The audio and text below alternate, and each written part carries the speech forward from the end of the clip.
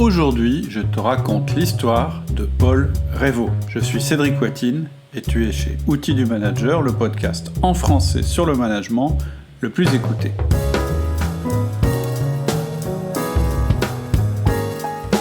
Ce 15 décembre 2020, Paul Reynaud était aux anges.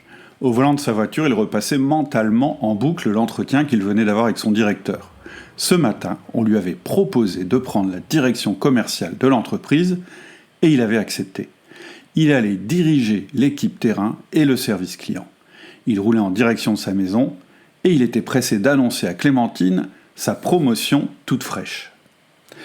Paul avait été très à l'aise pour accepter ce poste, même s'il venait de loin. Il trouvait que c'était légitime.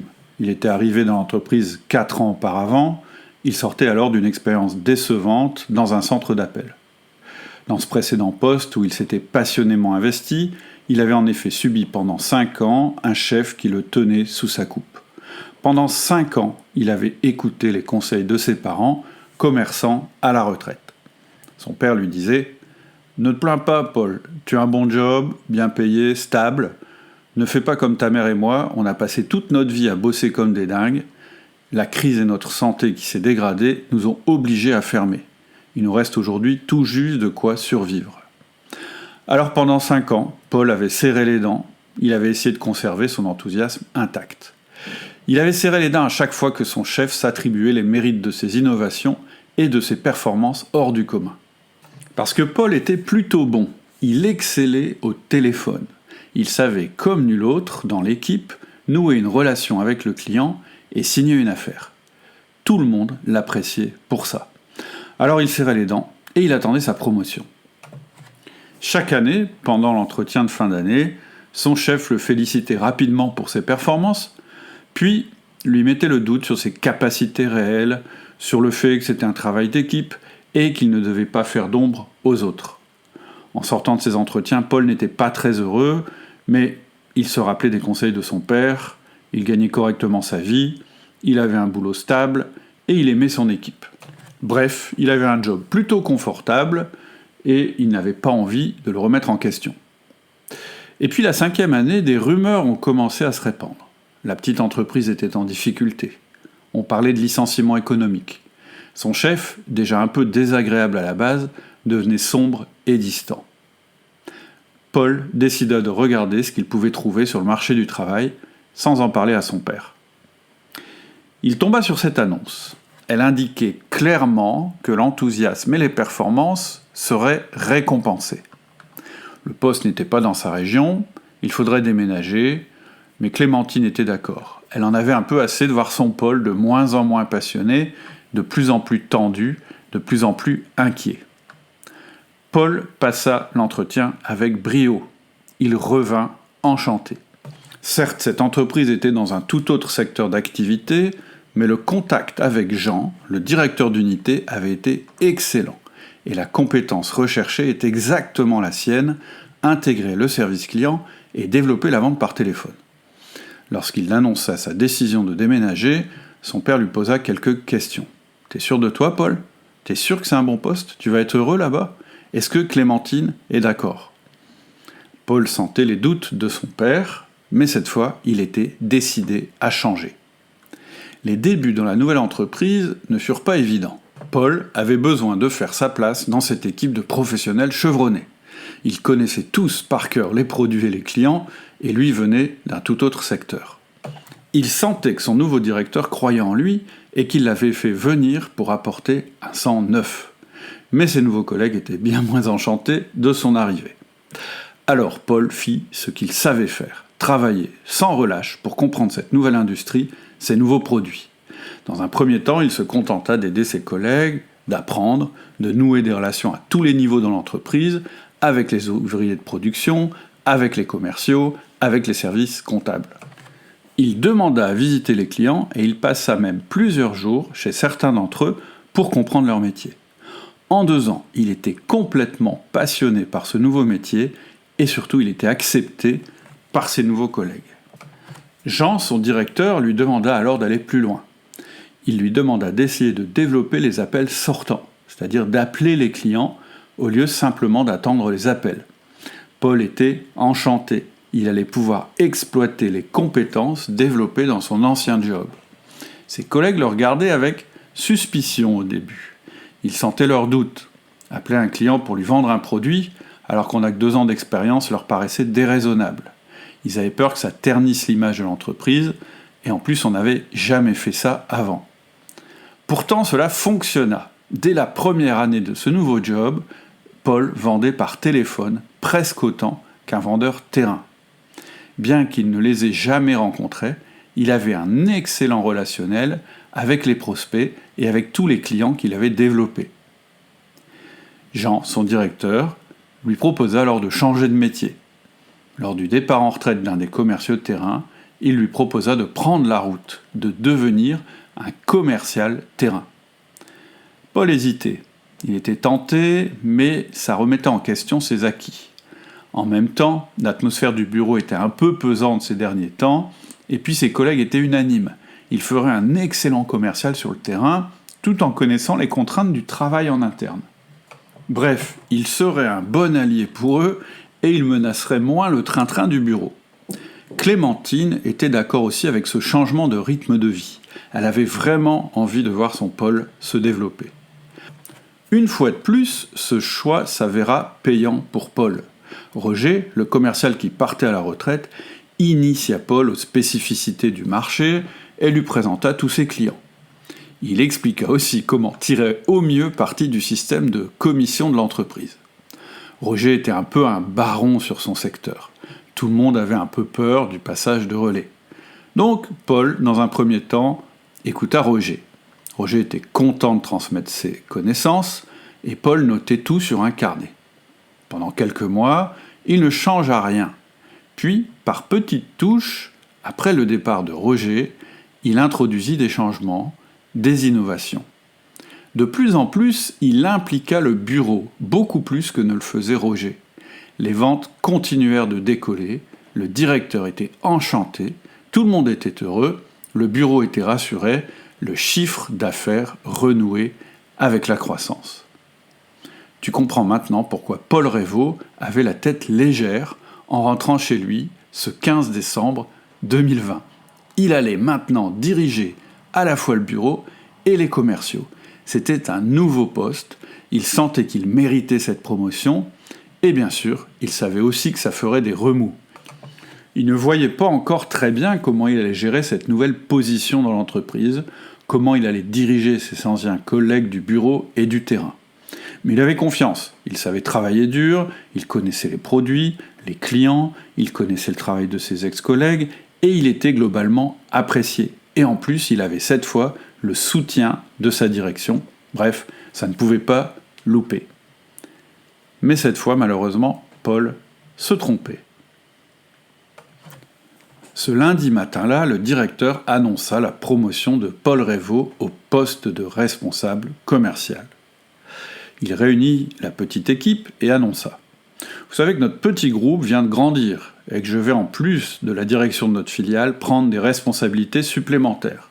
Même avec la meilleure volonté du monde, je ne serai plus capable de tous vous gérer en direct. » Paul, après 5 ans dans notre entreprise, a prouvé qu'il comprenait parfaitement notre industrie. Ses résultats hors du commun démontrent son expertise et son expérience du métier de nos clients. Je pense que vous serez d'accord. Paul est le mieux placé pour m'assister et être à votre service. À compter de ce jour, vous serez donc tous rattachés à Paul qui me reportera directement. Je souhaite une parfaite réussite à Paul dans cette nouvelle fonction et je compte sur votre bonne volonté à toutes et à tous. Je suis bien sûr joignable en cas de problème. Après cette introduction, Paul, très ému, prit la parole à son tour. Lorsque vous m'avez accueilli il y a 5 ans, j'étais loin de rêver à ce parcours merveilleux que j'ai fait dans la boîte. Pendant ces 5 ans, j'ai appris à vous connaître, j'ai appris à aimer cette formidable entreprise. C'est pour ça que quand Jean m'a proposé ce nouveau poste, j'ai immédiatement accepté. Ma seule volonté est de faire grandir notre entreprise dans le respect de mes collègues. Parce que vous étiez mes collègues et vous restez mes collègues. Il n'y aura pas le Paul d'avant et le Paul d'après. Je reste le Paul que vous connaissez. Vous pourrez compter sur moi comme avant. Dans les jours qui suivirent, Paul remarqua bien des petits changements d'attitude dans l'équipe. Certaines discussions s'arrêtaient lorsqu'il rentrait dans le bureau. Des regards un peu différents s'échangeaient parfois lorsqu'il émettait une opinion. Il se disait que c'était normal, le poste était nouveau. Jean, l'ancien directeur, lui, avait eu la légitimité de l'ancienneté. Mais il était aussi bien plus éloigné du terrain que Paul ne l'était. Il chapeautait en effet aussi la production, le bureau d'études et les achats. Les collaborateurs de Paul étaient donc habitués à un management assez distant. Paul, lui, était bien plus opérationnel et au milieu de ses équipes. C'était ça, selon lui, qui allait lui permettre de faire des transformations nécessaires dans l'entreprise. Il avait confiance dans ses compétences. Ses parents lui avaient appris qu'on n'a rien sans rien, que c'est le travail qui permet de réussir et que la réussite, ça se mérite. En fait, Paul se sentait une dette envers cette entreprise qui lui avait fait confiance. Il était prêt à tout donner pour réussir ce qu'on lui demandait. Clémentine était d'accord.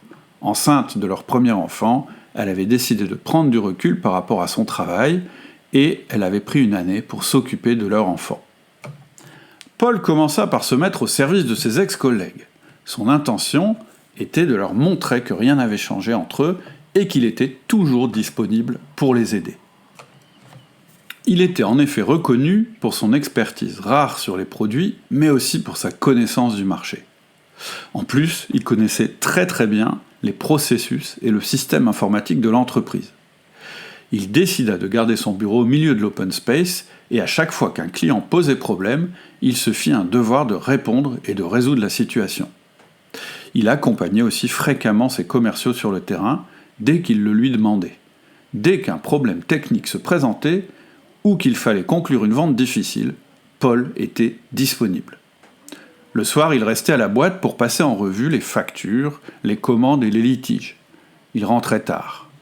Tous les matins, il était debout à 5 heures pour être au bureau le premier et pour préparer la journée de travail des autres. Clémentine lui fit quelques remarques. Pour elle, c'était pas évident de passer ses soirées seule et de ne pas le trouver à ses côtés lorsqu'elle ouvrait les yeux le matin. Ce qui aurait dû être temporaire devenait une habitude. Ça l'inquiétait un peu. Paul fit quelques efforts pour être là plus tôt, mais il restait branché sur son smartphone. Il faisait un petit clin d'œil et il disait d'un air entendu « Écoute ma chérie, tu vois, je suis hyper sollicité la journée, j'ai pas le temps de gérer mes mails. Là, j'en ai 500 dans ma boîte.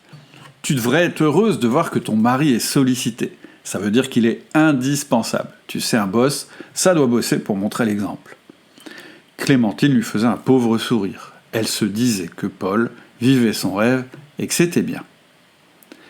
Quand la petite Julie vit le jour, ce fut formidable pour Paul et Clémentine. Les parents de Paul leur rendirent visite pour célébrer ça. Bien que sa mère ressentit de la joie chez son fils, son père ne put s'empêcher de faire une réflexion à propos de son visage creusé et de ses cernes. Paul, galvanisé par cette naissance, reprit le travail avec une énergie redoublée. Lorsque la petite Julie les réveillait la nuit, il ne se recouchait pas sans avoir allumé son PC portable et réglé quelques problèmes.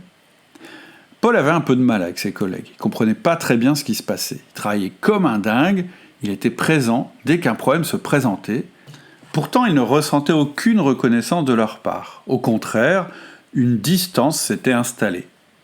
Une certaine morosité aussi planait sur l'équipe. Paul avait un peu l'impression d'être le seul à être enthousiaste. Il décida de déjeuner avec Laurent pour creuser le sujet. Laurent était un ancien de la boîte, et Paul avait toujours eu d'excellentes relations avec lui. Il appréciait sa franchise et son franc-parler. Paul lui demanda ce qui se passait.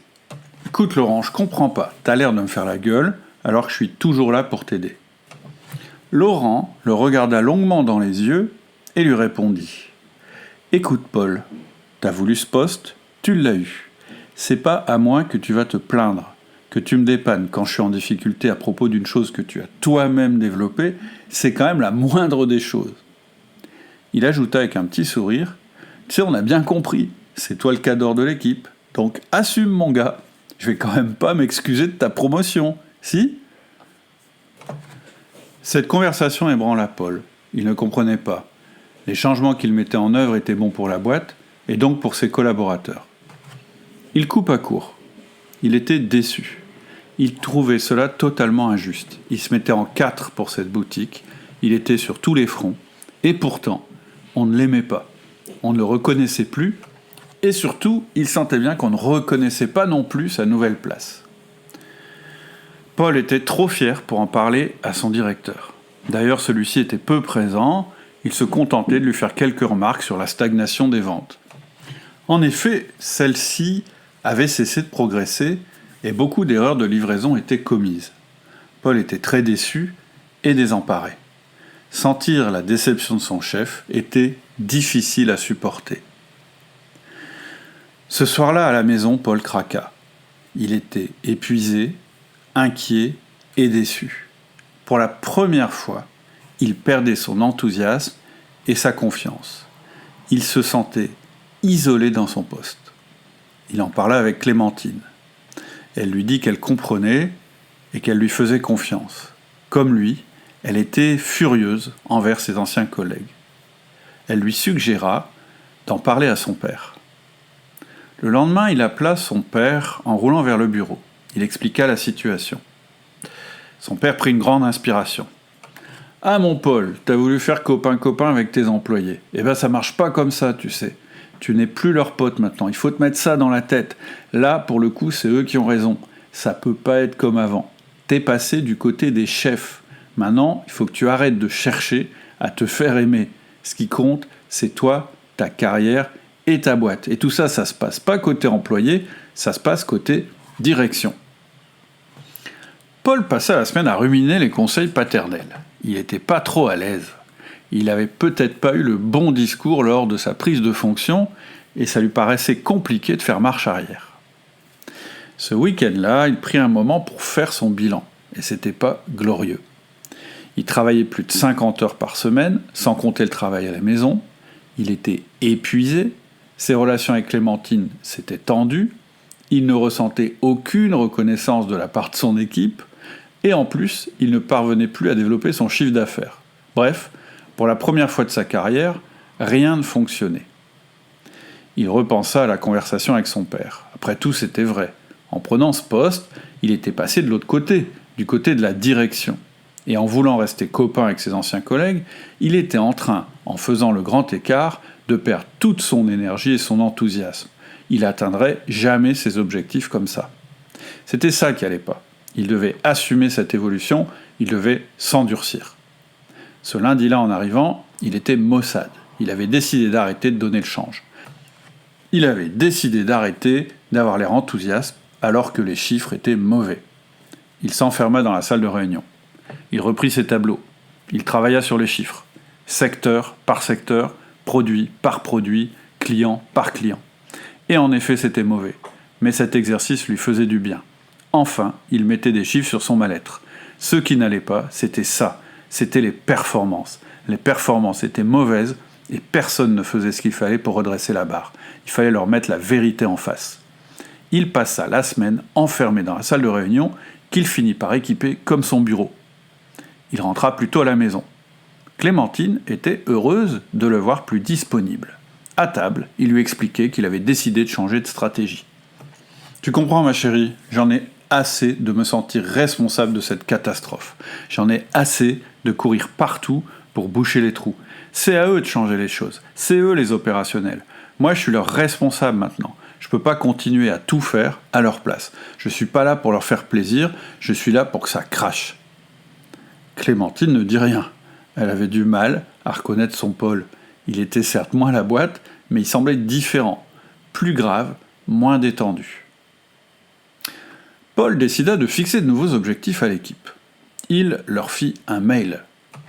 Il leur montra la chute du chiffre d'affaires et il leur fixa un nouvel objectif. Il leur indiqua que si ça n'évolue pas, l'entreprise pourrait se retrouver en difficulté, que c'était leur responsabilité aussi de changer ça. Dans le bureau, il y avait une tension presque palpable. Ses anciens collègues le regardaient sans rien dire. Dans les mois qui suivirent, il se refusa à aider ses collègues. Il les laissa s'occuper des situations difficiles. Lorsqu'il les croisait, il se contentait de souligner ce qui n'allait pas.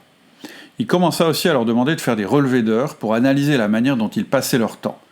Il était convaincu que la productivité n'était pas optimale. Il demanda aussi aux commerciaux des rapports plus longs et plus détaillés. Il éplucha les notes de frais. Et à nouveau, ses horaires commencèrent à déraper. Il passait en effet beaucoup de temps à contrôler le travail de ses collaborateurs. Quand il était sur le terrain pour accompagner les commerciaux, il se rendait aussi compte que le bureau faisait ce qu'il appelait des horaires de fonctionnaire. Il devint plus formel et cassant dans ses rapports avec l'équipe. Émilie, un jour, lui demanda à le voir. Émilie, c'était une de ses anciennes collègues du bureau. « Écoute, Paul, je sais pas bien quoi penser de toi. Je trouve que tu es devenu distant, je trouve que tu es tendu, je trouve que tu rigoles plus comme avant, je trouve que tu es tout le temps dans tes chiffres. On voit bien, t'es passé de l'autre côté, on a compris. On sait que tu as du pouvoir sur nous, on sait que tu vas nous juger en fin d'année. C'est tout, c'est normal. Mais ce qui me gêne, c'est que c'est pas du tout ce que tu nous avais dit lors de ton discours. » Paul répondit « Écoute Émilie, il faut descendre de ton nuage, la boîte est en danger. Je bosse comme un cinglé et j'ai l'impression que c'est pas assez. Tu vois les choses comme tu veux, je m'en fiche. Ce qu'il faut maintenant, c'est des résultats. C'est plus le monde de Candy, Émilie. » Émilie le regarda et ne répondit rien. C'est un peu plus tard que ça dérapa vraiment. Un jour, en regardant les chiffres, il vit qu'une baisse importante avait lieu chez un de ses clients historiques. Il accompagna son commercial chez ce client pour avoir des explications. Il passa un très mauvais moment. La conclusion du client fusa et il fut incapable de rattraper le coup. Le client lui disait « Oui Paul, j'ai décidé de ne pas renouveler mon contrat. Vous savez, ça a changé chez vous. C'est plus comme avant. On se met plus en quatre comme avant pour nous les clients. Vos gars là, c'est devenu des fonctionnaires. Et en plus, vous, on vous voit plus. » Pour Paul, ce fut comme si le couperet venait de tomber. Cela confirmait l'échec qu'il pressentait. Il rentra furieux et passa un savon à l'équipe du bureau. Le lendemain, il eut sa première démission. Émilie avait décidé de tenter sa chance ailleurs. Son poste ne l'intéressait plus, on ne parlait plus que de chiffres, on ne s'entraidait plus comme avant, ça devenait comme dans les grosses boîtes. Paul était effondré, il était désemparé, il était en échec. Il rentra chez lui, il appela Jean, son directeur. « Écoute Jean, j'y arrive pas, je suis épuisé, on s'est trompé, je suis pas à la hauteur. Et en plus, je commence à devenir blasé. En fait, Jean, ce que j'aimerais bien, c'est reprendre mon ancien poste. » Jean lui répondit « Bon, Paul, faut qu'on se voit. Mardi midi, on déjeune ensemble. » Paul s'attendait au pire.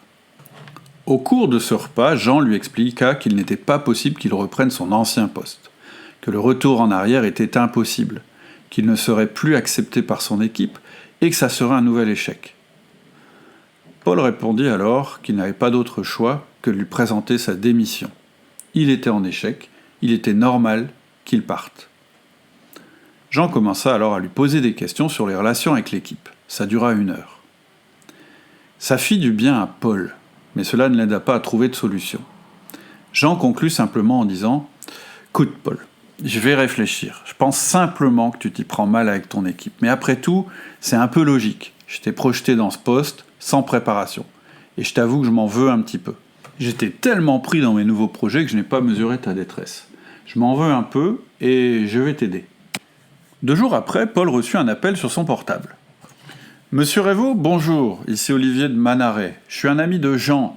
Il m'a parlé de votre situation et j'aimerais qu'on se rencontre. » Paul était un peu déstabilisé, il ne savait pas quoi répondre, mais il se dit que, au point où il en était, il avait besoin d'aide et qu'il n'allait sûrement pas refuser une main tendue. Il accepta. Quelques jours plus tard, Paul rencontrait Olivier de Manaret. « Bonjour Paul, je suis Olivier de Manaret, mais tout le monde m'appelle ODM. Jean pense que je peux vous aider. Alors je vous explique. Je pense que vous avez été très enthousiaste et plein de bonne volonté dans votre prise de poste. Mais je pense aussi que vous avez manqué de structure et d'accompagnement. En fait, je sens que vous êtes au bord du découragement. Et en fait, ce qu'on vous propose, c'est d'analyser la situation ensemble. Ensuite, on pourra mettre en œuvre un plan d'action.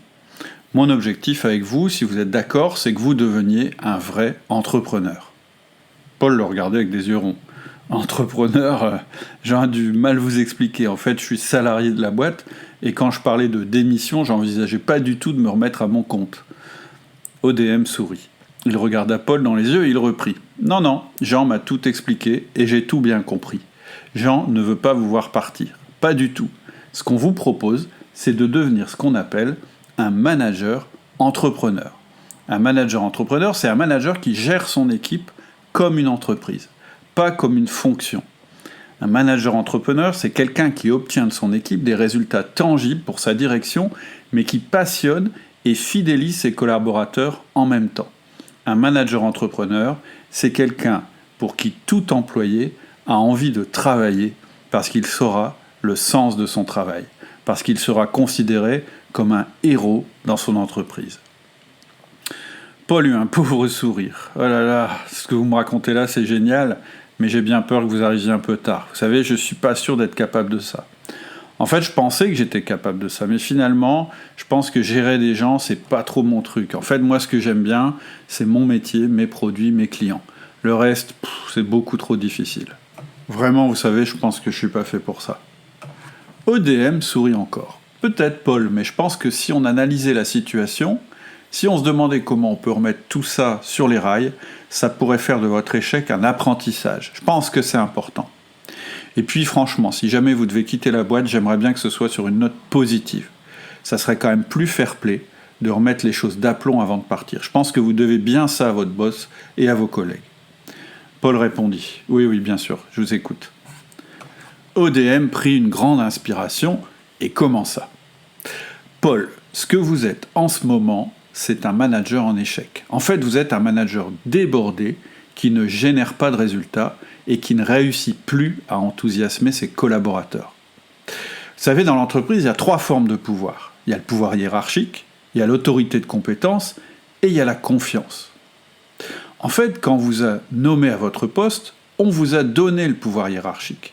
En fait, le pouvoir hiérarchique, c'est la seule chose que l'entreprise vous donne quand elle fait de vous un manager, quand elle vous fait monter dans l'organigramme. Et en fait, c'est cette position dans l'organigramme qui vous permet de contraindre vos collaborateurs à travailler comme vous l'entendez. S'ils le font bien, vous les récompensez, sinon, vous les sanctionnez.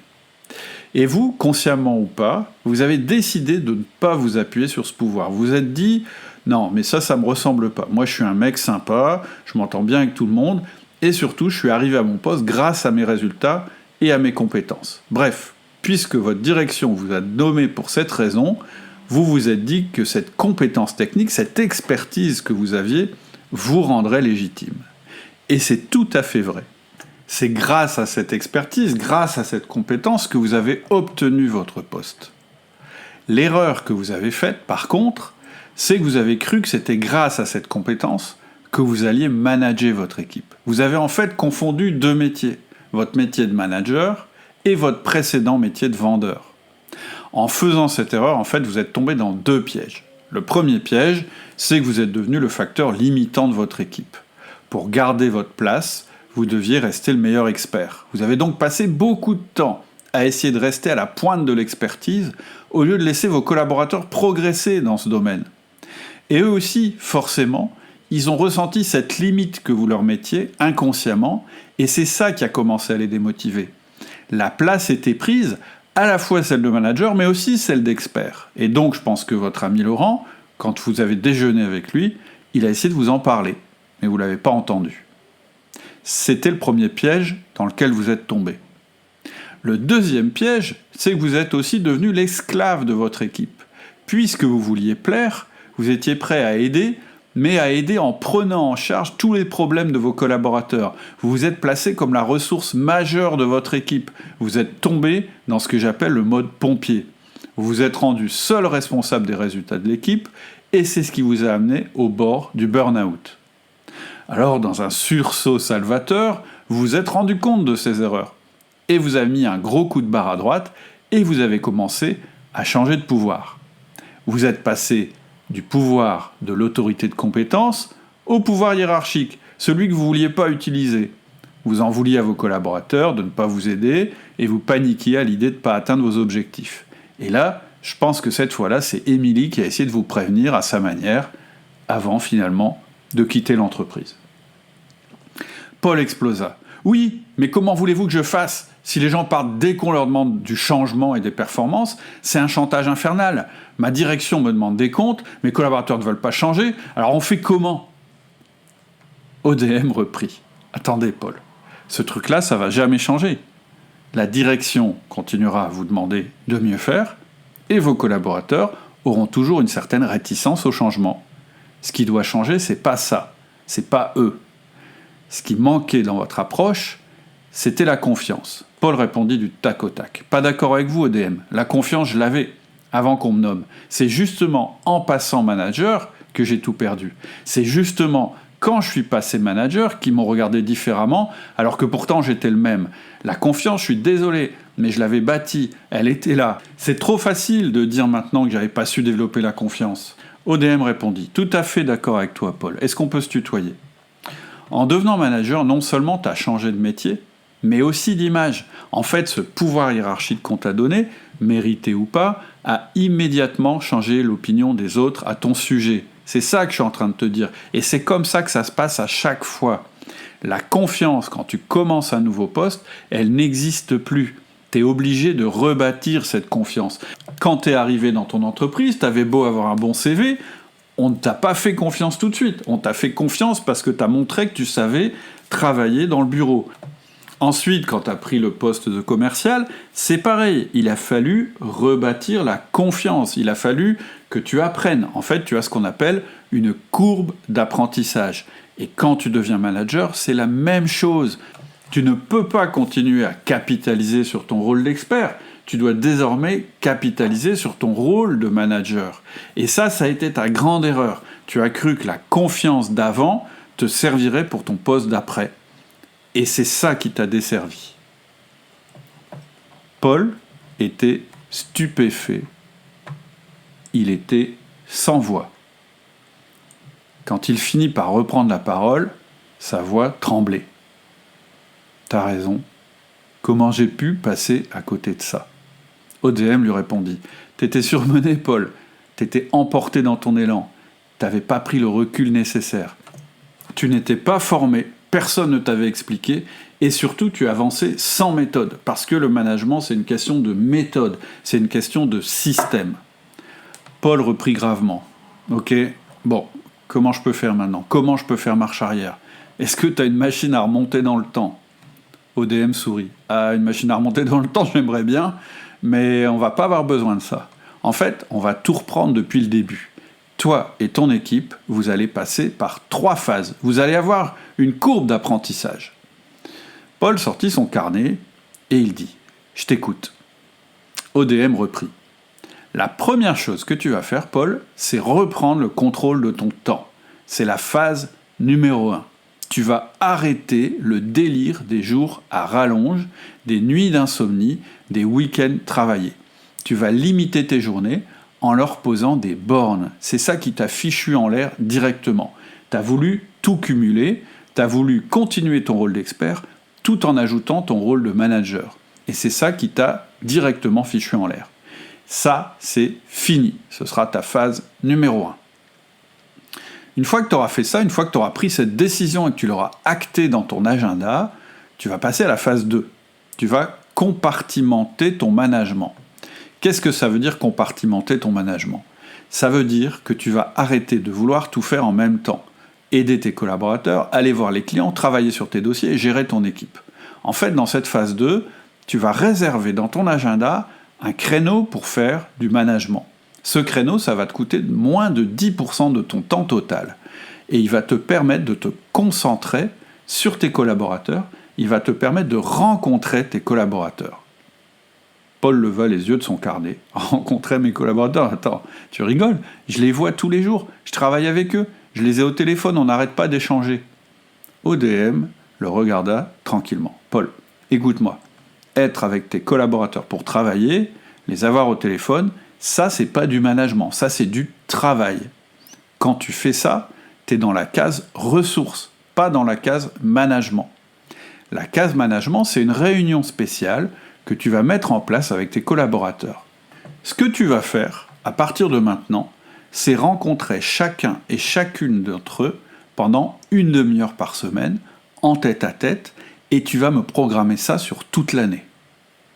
Paul le regardait avec des yeux ronds. 1 demi-heure par semaine? Chaque collaborateur, attends, tu rigoles, ça va peut-être me prendre plus d'une demi-journée par semaine. Déjà que tu me fais réduire la durée de mes journées de travail, si en plus tu m'enlèves une demi-journée, ODM le regardera sévèrement. Paul, arrête de regarder ton point de vue. Regarde le point de vue de tes collaborateurs. 1 demi-heure par semaine, ça fait moins de 3,5 jours par an. Si t'es pas prêt à consacrer ce temps-là à quelqu'un, je pense pas qu'il te considère comme son manager. Ce temps-là, en fait, que tu vas prendre, c'est ça qui va faire de toi un vrai manager. Ça va être ton moment le plus important dans ton nouveau rôle. C'est au cours de ce petit entretien que tu vas d'abord rebâtir la confiance. Et quand tu auras fini ça, tu pourras alors commencer à parler performance, mais pas avant. Il faut d'abord que tu développes la confiance. Ensuite, tu pourras parler performance, et après on pourra s'attaquer à l'autonomie, et cette nouvelle phase, cette phase 2, c'est très important parce que c'est là que tu poses les bases. Tu n'es pas encore un manager entrepreneur. En fait, tu es simplement en train de faire la transition vers le manager entrepreneur dans cette phase 2. Paul acquiesça. Ok, je comprends, c'est l'erreur que j'ai faite. J'ai voulu trop vite aller à la performance. ODM continua. Oui, Paul, c'est exactement ça. Alors, une fois la confiance établie, une fois l'autonomie en marche, tu vas commencer à déléguer des choses à tes collaborateurs et ensuite tu pourras les coacher pour qu'ils progressent. Et là, enfin, tu vas travailler sur les meilleurs leviers. Déléguer tout ce que tu peux à tes collaborateurs pour les faire encore développer leurs points forts. Et il sera temps de devenir un manager entrepreneur. Le manager entrepreneur, c'est la phase 3. C'est la phase la plus excitante et la plus exaltante pour tout le monde. C'est là que tu vas bâtir avec tes collaborateurs une vision pour l'avenir. Cette vision, tu vas la décliner en objectifs pour l'équipe et puis pour chaque personne au sein d'un plan d'action qui sera revu régulièrement. Et là, Paul, tu pourras choisir. Tu pourras démissionner pour tenter sa chance ailleurs et laisser ta place à un autre manager, ou tu pourras continuer à bâtir ton équipe et ton projet. Paul leva la tête subitement. Démissionner ? Pas question. S'il réussissait ça, il resterait. Il aurait enfin son job de rêve. Il se leva et il prit la main d'ODM. Franchement, Olivier, je suis impatient de commencer. Sur la route du retour, il avait la tête légère. Il était enthousiaste. Il avait plein de bonnes nouvelles à annoncer à Clémentine. Voilà, c'était l'histoire de Paul Reyvaud. J'espère que ça t'a plu. C'est juste un petit changement, t'inquiète pas, on reprend les podcasts habituels dès la rentrée. En attendant, je te donne rendez-vous sur le forum pour discuter. Je te rappelle le lien vers le forum en descriptif de ce podcast. Je te souhaite d'excellentes fêtes de Noël, d'excellentes fêtes de fin d'année et je te dis rendez-vous en 2021 pour te construire une belle vie de manager épanoui. À bientôt, au revoir.